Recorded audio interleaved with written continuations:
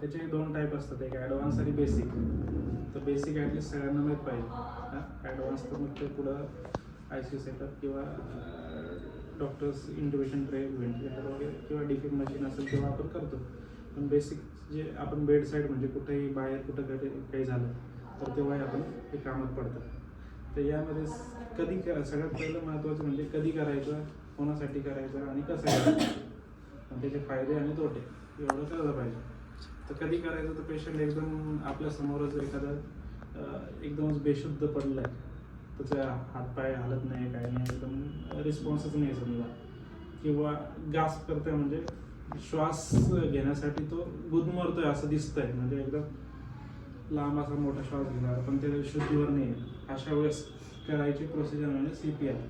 म्हणजे पहिल्या 1-2 मिनटात जर तुम्ही रिॲक्शन केली तर एखादा जीव पण वाचू शकतं. एवढं इम्पॉर्टंट आणि महत्त्वाची गोष्ट आहे. म्हणून ही फक्त डॉक्टरांनीच नाही किंवा नर्सिंग स्टाफनीच नाही तर प्रत्येकाला माहीत असणारी गरजेची प्रोसिजर आहे. तर हे कळालं तुम्हाला, म्हणजे कोणामध्ये करायचं ते तर कळालं, म्हणजे अनकॉन्शियस आहे. तर सगळ्यात पहिले मग तुम्ही एखादा पेशंट असं बघितलंय तर सगळ्यात पहिलं काय करायचं, तर सगळ्यात पहिली स्टेप म्हणजे कॉल फॉर हेल्प. म्हणजे फोन करून पहिले कोणाला तरी इन्फॉर्म करा की बाबा इथं असं असं झालंय, लवकर काहीतरी मदत पाठवा. सगळ्यात पहिलं कॉल फॉर हेल्प. मग ते ॲम्ब्युलन्स असो किंवा तुमच्या जवळचं कोणी व्यक्ती जो की अरेंज करू शकतं आपल्याला मूव्ह करायला. आणि नंतर दुसरी गोष्ट म्हणजे काय, पेशंट कोणत्या अवस्थेत येते ते चेक करून मग त्याला एखाद्या सरळ सपाट भागी त्याला झोपवायचं आहे.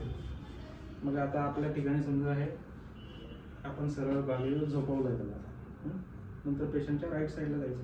सगळ्यात पहिलं तर आपण पहिले पल्स चेक करतो. मग कॅरोटिड आपण इथं ठीक आहे ती लागते का ते बघायचं, किंवा रेडियल बघतो आपण इथं पल्स, म्हणजे हाताचे ठोके लागत आहेत का ते बघतो. तर मेनली तर कॅरोटिडवर बघायचं. पण सगळं चेक करण्यात पण जास्त टाईम वाया नाही घालवायचं, की आपल्याला अंदाज येऊन जातो की खूप काहीतरी सिरियस आहे म्हणून बऱ्यापैकी अंदाज आलेला असतो. तर मग अशा वेळेस काय करायचं असतं, तर सगळ्यात पहिले कॉल फॉर हेल्प. नंतर पेशंटला फ्लॅट जागी झोपवायचं, श्वास व्यवस्थित होतोय की नाही ते बघायचं आहे. एखादा पेशंट जर उलटी वगैरे काही करत असेल तर त्याला एका अंगावर झोपवायचं आहे, कारण की जेणे कारणाने की ती उलटी श्वासनलिकेत जाऊन ती श्वासनलिका बंद होऊ नये. तर अशी पोझिशन घेतल्यानंतर मग काय करायचं आहे, तर हे आपलं छातीचा मध्यभाग असतं हे इथं. तर इथं हाड इथं संपतं आपल्या छातीचं. तर हे घेतलं लोअर थर्डला आपण दोन्ही हाताने राईट साईडला थांबून करायचं आहे. आणि इथं हात आपले एल्बो स्ट्रेट पाहिजे जेणेकरून, आणि आपण उंच पाहिजे याच्यात, आणि आपलं पूर्ण वजन जाऊन हे प्रेस केलं पाहिजे.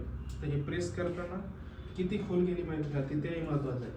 तर हे जवळपास 6 सेंटीमीटर खोल गेलं पाहिजे, 5 ते 6 सेंटीमीटर. आणि याच्यातनं हे करताना बऱ्याचदा असे हाड तुटल्याचाही आवाज किंवा आपल्याला जाणवतं की 1-2 रिब्स तुटली आहे तरी थांबायचं नाही, चालू ठेवायचं. ओके. तर हे पूर्ण आपलं ओझं गेलं पाहिजे आणि तेव्हा असं दाबायचं. तर किती खोल जायचं हे कळालं.